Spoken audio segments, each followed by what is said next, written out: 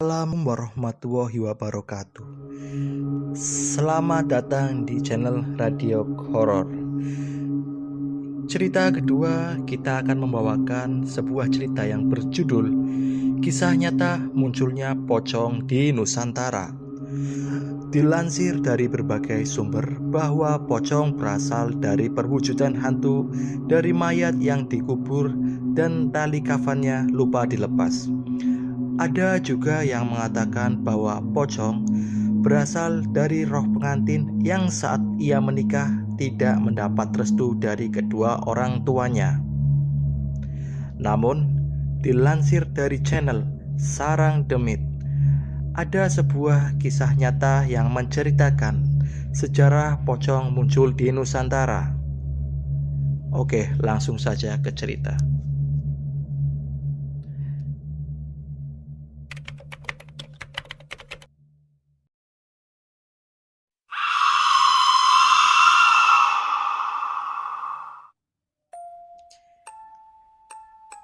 Kisah ini berawal dari seorang anak kecil yang bernama Duloh.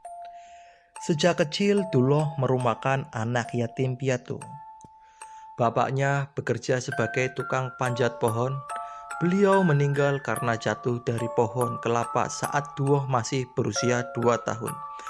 Sedangkan ibunya meninggal karena terkena serangan jantung saat Duloh berusia 12 tahun. Setelah itu, Duloh hanya tinggal dengan neneknya. Neneknya bekerja sebagai pengayam bakul yang terkadang tidak bisa mencukupi kebutuhan sehari-hari. Pernah Duloh dan neneknya tidak makan 2 hari berturut-turut, karena pada saat itu anyaman si nenek tidak laku sama sekali setiap kali lapar. Nenek dan cucunya hanya minum air putih agar perutnya kembung dan menghilangkan rasa lapar. Tapi tetap saja walau Duloh sudah minum banyak air, perutnya malah kembung dan rasa lapar tak kunjung hilang. Saat itu, Duloh dan neneknya benar-benar kelaparan karena bingung apa yang harus ia lakukan. Duloh izin pada neneknya untuk pergi mencari pekerjaan. Neneknya pun mengizinkan, namun sebelum Duloh pergi, neneknya membekali cucunya sebuah keris yang berukuran sangat kecil yang muat jika dimasukkan dalam kantong. "Simpan keris ini buat keberuntungan ya, nak," kata si nenek. Duloh kecil dengan perutnya yang lapar pergi meninggalkan neneknya. Ia tidak tahu harus pergi kemana. Ia hanya mengikuti kata hatinya saja. Ia berjalan ke arah barat dan meninggalkan perkampungannya. Tidak ada bekal apapun yang dibawanya. Tanpa alas kaki, baju pun sudah kumal dan tipis. Ia melewati kampung demi kampung hingga akhirnya ia terjatuh. Perutnya sangat lapar. Ia benar-benar kehabisan tenaga dan tak mampu meneruskan perjalanannya. Ia merasa bahwa dirinya akan mati saat itu juga. Duloh terkapar di jalan setapak selama 3 hari 3 malam. Tidak ada seorang pun yang menemukannya. Namun, ia masih bertahan hidup. Jalan setapak itu adalah jalan menuju kampung Bojong Pinang. Tinggal beberapa kilometer lagi, ia akan sampai kampung itu. Namun tubuhnya sudah tak berdaya. Menjelang malam, melintaslah sebuah delman di jalan setapak itu.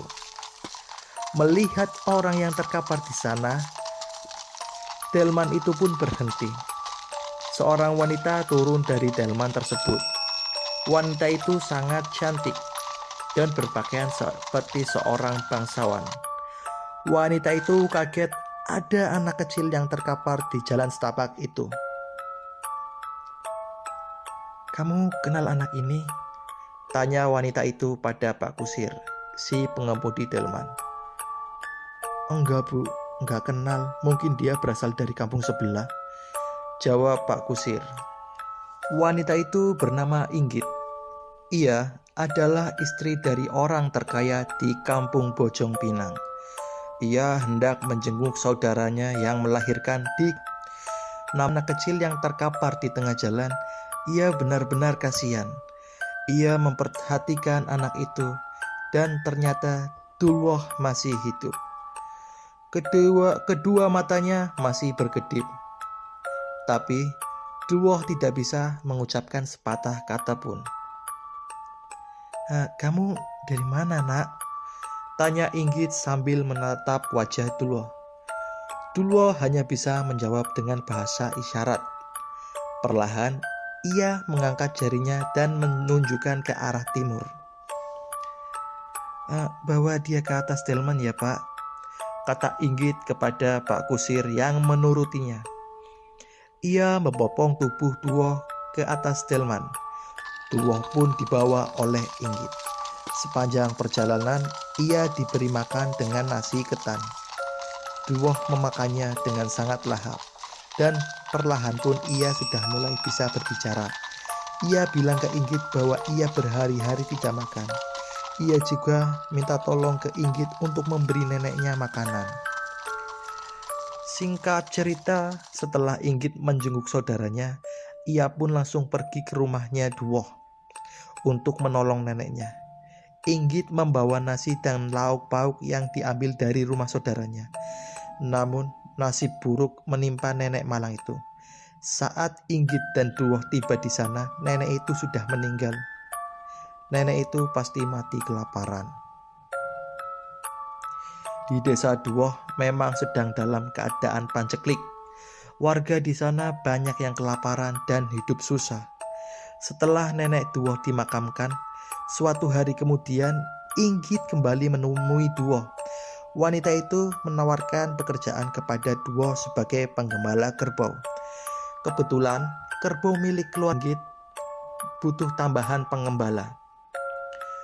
Dulwah dengan senang hati menerima pekerjaan itu. Nantinya ia akan membantu Ki Sarkam yang juga bekerja kepada Inggit sebagai pengembala kerbau. Pagi harinya, Dulwah meninggalkan rumahnya dan pergi menuju rumah Inggit.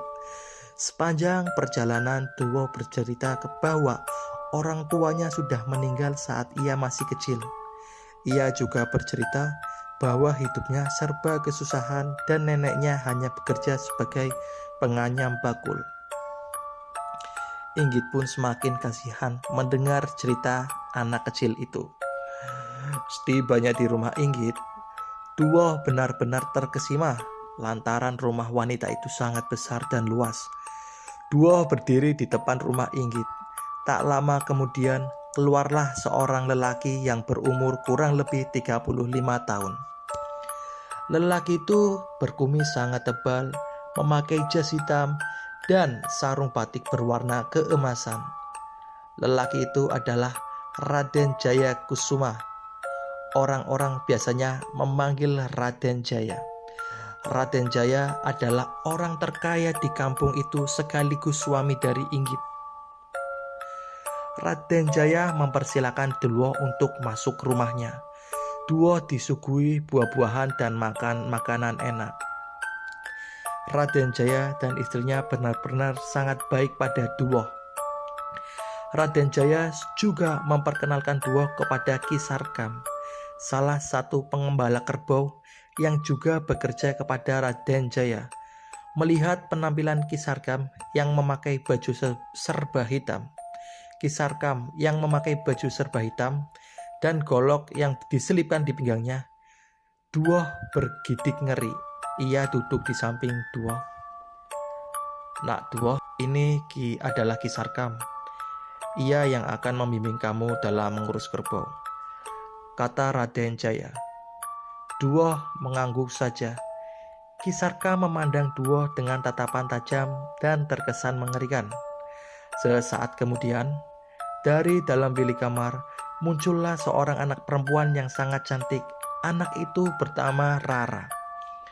Ia berumur 9 tahun dan satu-satunya anak Raden Jaya. Lalu Dulwah pun dibawa oleh Ki Sarkam ke kandang kerbau. Ia menyuruh anak itu mengeluarkan seekor induk kerbau dari dalam kandang. Ragu-ragu, Duoh memegang tali kerbau itu lalu menyeret keluar kandang. Sebenarnya, Duoh masih takut dalam mengurus kerbau. Ia takut diseruduk. "Kau bawa kerbau itu sana," suruh Ki Sarkam sambil menunjuk jalan setapak. Duoh pun mengangguk saja. Perlahan, ia bawa kerbau itu ke jalan setapak. Sedangkan Ki Sarkam mengikutinya dari belakang. Sepanjang hari, Duoh mengembala kerbau-kerbau itu, sedangkan Ki Sarkam menjaga kerbau yang sedang makan. Setiap sore, Inggit menyuruh pembantunya untuk mengantarkan makanan kepada Ki Sarkam. Sore itu, seorang perempuan muncul dengan membawa 2 rantang makanan. Ia menyerahkan makanan itu kepada Ki Sarkam. Setelah mengantar makanan, wanita itu pun pergi kembali. Naifnya, ketika Duoh ingin mengambil makanan itu, Ki Sarkam malah menepis tangannya. "Kenapa, Mang?" tanya Duoh. Ki Sarkam tidak menjawab. Ia membuka rantam milik Duoh dan membuang lauk pauknya. Duoh hanya boleh makan nasinya saja. Ki Sarkam memanglah orang yang kejam. Ia sering menindas pekerja lain, seperti Duoh. Penderitaan Duoh tidak sampai di situ. Ki Sarkam sering memukul Duoh lantaran hanya melakukan kesalahan kecil saja. Punggung Duoh membiru karena Ki Sarkam memukulnya dengan kayu rotan setiap malam. Duoh meringis kesakitan di dalam sarungnya tempat tidur. Setiap malam Duoh meringis kesakitan di dalam saungnya. Sebenarnya Duoh sudah tidak betah tinggal di sini, namun ia tidak punya pilihan lain. Jikalau ia berhenti dari pekerjaan, ia pasti akan kelaparan lagi. Semakin hari tubuh Duoh semakin kurus. Ia hanya punya waktu sebentar untuk istirahat. Berbeda dengan Ki Sarkam, pekerjaannya hanya bermalas-malasan dan makan singkong bakar di saungnya. Tahun berganti dengan tahun. Duoh kini telah beranjak dewasa. Di umurnya yang ke-23 tahun, ia masih bekerja kepada keluarga Raden Jaya. Namun bukan menjadi pengembala kerbau. Ia sudah berganti pekerjaan menjadi penggarap sawah atau biasa disebut petani. Duoh diberi amanat untuk menggarap 5 petah sawah sekaligus per tahunnya. Ia sendiri yang mencakul, menanam palawija dan menjaganya dari serangan hama. Ia sendiri yang menanam palawi dan menjaganya dari serangan hama. Suatu hari saat Duoh sedang mencangkul sawah, tiba-tiba ada 2 ibu-ibu yang sedang lewat di pematangan sawah. Ibu-ibu itu sedang membicarakan Rara, putri Raden Jaya yang terkena gigitan ular tanah saat main di kebun. Ia segera meletakkan cangkulnya di saung dan pergi menjenguk Rara. Setibanya di sana, Duoh melihat Rara terkapar di kamarnya sambil meringis kesakitan. Bekas gigitan ular yang ada di pergelangan kaki kanannya sudah membiru. Saat itu, belum ada dokter. Raden Jaya mengobati putrinya dengan obat-obatan tradisional dan memanggil tabib untuk menyembuhkan putrinya. Inggit menangisi putri satu-satunya itu. Ia takut jika putrinya meninggal karena tak sedikit orang di kampungnya meninggal karena gigitan ular tanah.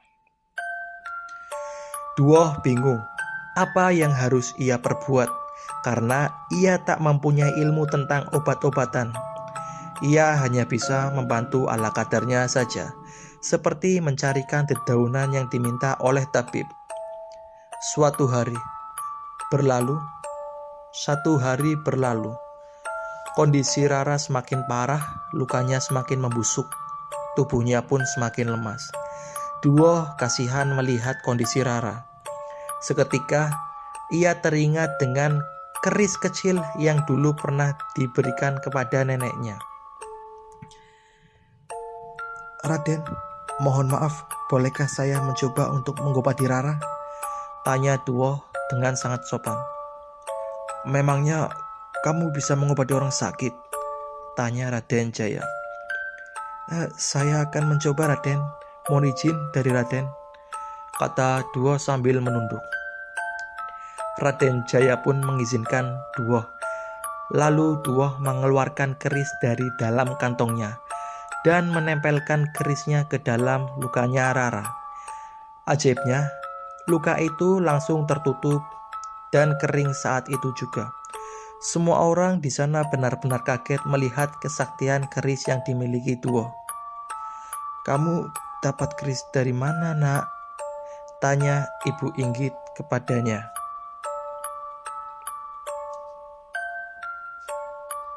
Ini pemberian nenek saya dulu, Bu, jawab Duo. Ia tidak menyangka jika kerisnya itu sangat sakti.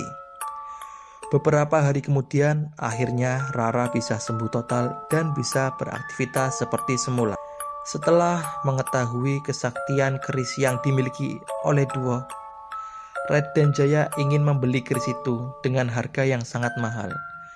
Tapi dengan sangat sopan, Duo menolaknya. Ia bilang bahwa keris itu adalah kenang-kenangan dari neneknya. Penolakan itu membuat Raden Jaya marah. Penolakan itu tidak membuat Raden Jaya marah. Ia malah semakin baik kepada Duo. Istilahnya, Duo sejarang dianak emaskan oleh Raden Jaya. Saung tempat tinggal Duo diperbaiki. Makanan yang diantarkan kepada Duo juga berbeda dengan pekerja lain dan tentunya lebih enak dari biasanya. Perlakuan istimewa yang dilakukan Raden Jaya kepada Duo membuat Ki Sarkam iri kepadanya. Walau sudah tua, rasa iri dan dengki yang dimiliki oleh Ki Sarkam tidak kandung padam. Ia juga selalu menindas para pekerja yang lemah. Tapi tidak satupun yang berani melaporkan tindakan kejam Ki Sarkam kepada Raden Jaya. Karena zaman Ki Sarkam tertarik pada keris kecil yang dimiliki oleh Duo. Ia ingin memiliki keris itu. Tengah malam saat Duo sedang tertidur, di saungnya, Ki Sarkam mengendap-endap masuk dan mencari keris Duo. Sebelum Ki Sarkam mengambilnya, Duo bangun dan menendang lelaki tua itu keluar dari saungnya. Tak terima ditendang, Ki Sarkam lalu mengambil goloknya dan langsung menebas leher Duo sampai putus. Darah mengalir deras dan seketika Duo tewas begitu saja. Ki Sarkam dengan terburu-buru mengambil keris kecil yang ada dalam saku Duo untuk menghilangkan jejak. Ki Sarkam mengubur jasad Duo di belakang saungnya agar tidak terendus oleh orang lain.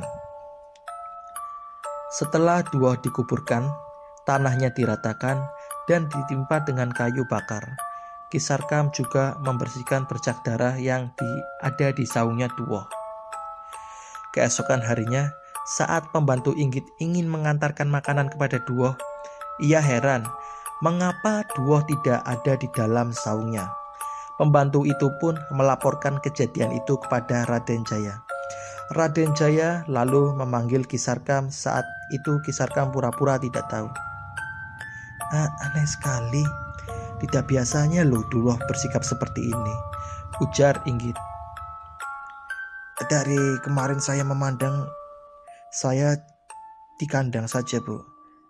Dari kemarin tidak melihat Duo, kata Ki Sarkam. Ia pintar sekali menyembunyikan kepanikannya itu. Aneh sekali, kemana ya? Kata Raden Jaya saat semuanya bingung. Tiba-tiba muncul seorang lelaki dari pintu rumahnya Raden Jaya. Raden cari saya, kata laki-laki itu.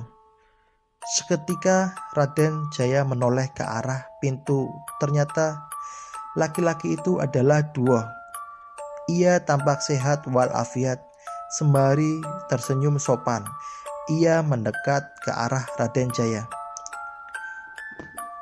Wah, aku kira kamu pergi, Duo. kata Raden Jaya.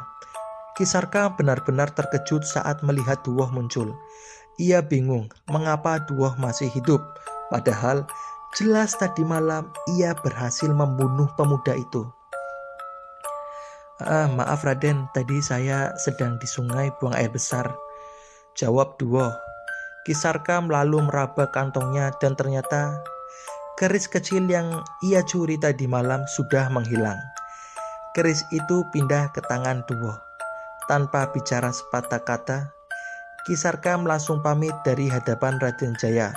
Wajahnya pucat, sepertinya ia ketakutan melihat Duoh. Kisarka mau kemana? Tanya Inggit. Saya harus jaga kerbau, Bu. Kisarka lalu pergi dari rumah Raden Jaya. Duoh sempat mengobrol dengan Raden Jaya dan tak lama kemudian kembali ke saungnya. Ia mulai mencangkul sawah dan beraktivitas seperti sedia kala, seperti tak ada yang terjadi kepadanya. Saat Duoh sedang sibuk mencangkul di tengah sawah, Kisarka diam-diam menghampiri saung Duoh. Ia mengecek halaman belakang saung itu dan memindahkan tumpukan kayu lat di mana Duoh dikuburkan. Dan anehnya, jasad. Apakah Duoh sekarang sudah menjadi hantu? Pikirnya diam-diam ia mengintip dari balik pohon pisang. Duoh masih sibuk mencangkul di tengah sawah. Tidak ada yang berbeda dengan penampilannya. Dia masih seperti manusia biasa. Dua kakinya juga masih nampak di tanah. Kisarka bingung dengan apa yang dilihatnya. Ia pun sengaja menghampiri Duoh. "Duoh, sini dulu kamu," kata Kisarka. Duoh menyeka keringatnya di tengah sawah dan berjalan menghampiri Kisarka. "Ada apa, Ki?" tanya Duoh siang. Siang itu memang matahari sedang terik-teriknya. Tanpa basa-basi lagi, Kisarka langsung menampar pipi Duoh dengan sangat keras. Duoh pun meraung kesakitan. "Salah saya apa, Ki?" tanya Duoh. "Duoh, bagaimana cara kamu bisa hidup lagi?" tanya Kisarka. "Maksud Kisarka apa?" tanya Duoh balik. Kisarka menyentuh tubuh Duoh. Pemuda itu benar seperti manusia pada umumnya. Duoh bukanlah hantu. Ia masih bisa merasakan sakit pada tubuhnya dan masih berkeringat. Kisarka mendesak Duoh agar mau menjawab pertanyaannya. Tapi Duoh tidak mengerti dengan apa yang sedang dibicarakan oleh Kisarka. Lalu, dengan perasaan yang sangat kesal, Duoh kembali bekerja. Kisarka masih bingung dengan pemuda itu. Nanti malam dia akan membunuh Duoh lagi dan memastikan bahwa pemuda itu benar-benar tewas. Malam pun tiba. Duoh beristirahat di saungnya. Seharian dia bekerja, badannya terasa sangat lelah. Lalu ia tidur dengan sangat nyenyak. Tengah malam, lagi-lagi Kisarka mengendap-endap masuk ke dalam saung Duoh. Tanpa ancang-ancang lagi, Kisarka langsung menusukkan golok ke tepat di dada kiri Duoh. Duoh sempat berteriak kesakitan, dan pada akhirnya ia tewas seketika. Kisarka takut kalau nanti Duoh bangkit lagi. Lalu ia mengikul jasad Duoh ke sungai dan langsung menghanyutkannya. Ia juga membersihkan bercak darah yang ada di saung Duoh. Ia juga mencuri keris yang diyakini sumber kekuatan Duoh. Keesokan harinya, tetap saja pemuda itu hidup lagi. Kisarka melihatnya sedang mencangkul sawah. Lalu ia berpikir akan mengadukan kepada Raden Jaya kalau Duoh punya ilmu hitam. Pagi itu juga, Kisarka mendatangi rumah Raden Jaya. Ia bercerita kalau Duoh mempunyai persekutuan dengan setan dan pemuda itu memiliki yang bisa membawa malapetaka bagi warga kampung. Memang begitulah sifat Ki Sarkam yang suka mengadu domba dan memfitnah orang. Sayangnya, Raden Jaya dan Ibu Inggit langsung percaya saja dengan apa yang dikatakan Ki Sarkam. Lain halnya Rara. Dia tidak percaya omongan Ki Sarkam. Lalu Duoh dipanggil Raden Jaya dan ditanya soal ilmu hitam. Duoh pun kebingungan mengapa dia dituduh mempunyai ilmu hitam. Ayo ngaku saja kau, bentak Ki Sarkam. Ia sangat kesal dengan pemuda itu. Saya tidak punya ilmu apa-apa, Ki Sarkam. Saya hanya seorang kuli cangkul, jawab Duoh ketakutan. Sarkam, apakah kamu punya bukti kalau Duoh penganut ilmu hitam? Tanya Raden Jaya. Raden, dia bisa sembuh dari lukanya dengan sangat cepat. Apalagi namanya kalau bukan ilmu hitam. Kita lukai saja Duoh dan buktikan bahwa dia bisa menyembuhkan luka dengan sangat cepat, sahut Ki Sarkam. Jangan, apa-apaan ini? Ayah, jangan mau diadu domba seperti ini, kata Rara sambil memegang lengan Raden Jaya. Ya sudah, Duoh, sekarang kamu kerja lagi ya, kata Raden Jaya. Benar, kata Rara. Ki Sarkam tidak mempunyai bukti bahwa Duoh penganut ilmu hitam, dan Raden Jaya juga tidak akan tega melukai pemuda itu.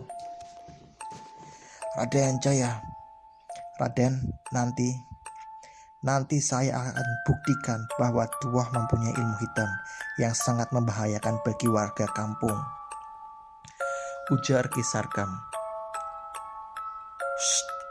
Dah, tidak perlu. Saya yakin kalau Duoh bersih dari hal-hal seperti itu. Lebih baik kamu urusi saja kerbau-kerbauku, kata Raden Jaya. Ki Sarkam lalu pergi dengan perasaan yang sangat kesal. Keris yang telah diambilnya tadi malam juga sudah menghilang dan berpindah tangan kembali kepada Duoh. Berkali-kali Ki Sarkam berusaha membuktikan kalau Duoh punya ilmu hitam, tapi selalu gagal. Ia bingung bagaimana lagi caranya agar bisa melenyapkan Duoh. Tahun berganti tahun. Siapa sangka kalau Rara menyimpan rasa cinta kepada Duoh. Namun jelas bahwa Raden Jaya dan Inggit tidak merestui cinta mereka. Apa kata warga nanti kalau putrinya menikah dengan seorang kuli cangkul? Raden Jaya takut kalau putrinya nekat berbuat tidak-tidak. Maka ia langsung menikahkan Rara dengan anak juragan kaya asal Lampung. Lelaki itu bernama Sangyang. Ia adalah pemuda yang tampan dan sangat cocok jika bersanding dengan Rara. Mau tidak mau, Rara harus mematuhi keinginan kedua orangnya itu. Sedangkan nasib Duoh tetap menjadi pencangkul sawah. Raden Jaya besar. Ia menyembelih 5 ekor kerbau. Pesta pernikahan digelar 7 hari 7 malam tanpa henti. Tapi sebenarnya Rara masih ada rasa kepada Duoh. Ia menunggu kehadiran lelaki di pesta pernikahannya. Tapi Duoh tak kunjung datang. Rara tidak tahu kalau Duoh memang dilarang datang ke pesta itu oleh Raden Jaya. 1 bulan kemudian, Rara malah semakin cinta kepada Duoh. Ia sudah berusaha untuk melupakan laki-laki itu, tapi tak bisa. Padahal Rara sudah punya suami yang sah. Begitupun dengan Duoh, ia sama sekali tidak bisa melupakan Rara. Tapi apalah daya. Setiap malam ia hanya bisa meratapi nasibnya yang malang. Berbeda dengan Rara, ia sudah tak bisa menahan cintanya kepada Duoh. Maka Tengah malam saat suaminya sudah tidur, ia mengendap-endap keluar kamar. Malam itu sambil membawa obor, Rara lari ke sawah untuk mendatangi Duoh yang saat itu sedang melamun di depan sawahnya. Ia memeluk Duoh dengan sangat erat. Mereka berciuman dan melakukan hubungan badan di saung itu. Mereka tidak menyadari bahwa Ki Sarkam sedang mengintip di balik celah bilik. Lalu Ki Sarkam lari terburu-buru ke rumah Raden Jaya untuk melaporkan kejadian yang dilihatnya. Raden Jaya dan istrinya benar-benar murka mendengar kabar buruk itu. Lalu mereka membangunkan orang kampung untuk mengepung Duoh. Malam itu, puluhan warga berbondong-bondong pergi ke sawah untuk mengepung Duoh. Saat warga tiba di sana, ternyata Duoh dan Rara masih dalam keadaan telanjang bulat. Rara dengan terburu-buru menutupi badannya dengan sehelai kain, sedangkan Duoh tidak sempat memakai pakaiannya. Dia disirat oleh warga dengan keadaan telanjang bulat, lalu dipukuli oleh warga hingga sekarat. Ki Sarkam lalu menghabisi nyawa pemuda itu dengan menghantamkan batu kepala Duoh. Dia sudah mati, kata Raden Jaya. Inggi sebenarnya kasihan sama Duoh, tapi ia tak mampu berbuat apa-apa. Ia hanya bisa menyaksikan penderitaan pemuda itu. Raden, Duoh ini bisa hidup lagi. Ia punya ilmu hitam, ujar Ki Sarkam. Hah? Yang benar kamu? Tanya Raden Jaya dengan wajah terheran-heran. Kita lihat saja besok, ia pasti akan hidup kembali, kata Ki Sarkam. Untuk mencari kebenaran, jenazah Duoh pun tidak dikuburkan, tapi hanya dibaringkan saja di depan rumah Raden Jaya. Saat itu Rara menangis nelangsa. Menjelang subuh, warga digegerkan dengan apa yang dilihat mereka. Jenazah Duoh hidup kembali, semua lukanya juga sembuh secara misterius. Dia punya ilmu Pancasona, kata Raden Jaya. Duoh memang mempunyai ilmu Pancasona. Ia tidak pernah mempelajari ilmu itu, tapi ilmu itu ia dapatkan secara alamiah dari nenek moyangnya yang telah hidup ratusan tahun lalu, dan hanya Duoh lah pewaris tunggal ilmu itu. Sebenarnya, Duoh sudah meninggal berkali-kali. Bahkan saat ia kelaparan di jalan setapak kala itu, Duoh kecil sebenarnya sudah mati. Tapi dengan adanya ilmu Pancasona, ia berhasil hidup lagi. Duoh juga meninggal saat ia disiksa Ki Sarkam waktu masih kecil. Karena Duoh beberapa kali mendapat pukulan keras di bagian dadanya. Tapi ia hidup kembali karena memiliki warisan, yaitu ilmu Pancasona.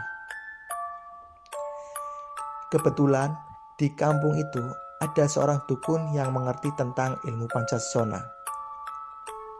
Raden, kita buang saja Duoh ini ke lembah, ujar dukun itu. Di kampung itu memang ada satu lembah yang sangat dalam dan curam. Kalau ada manusia yang masuk ke lembah itu, mungkin tidak akan dapat keluar dari sana. Duoh pun diseret warga menuju lembah mengerikan itu.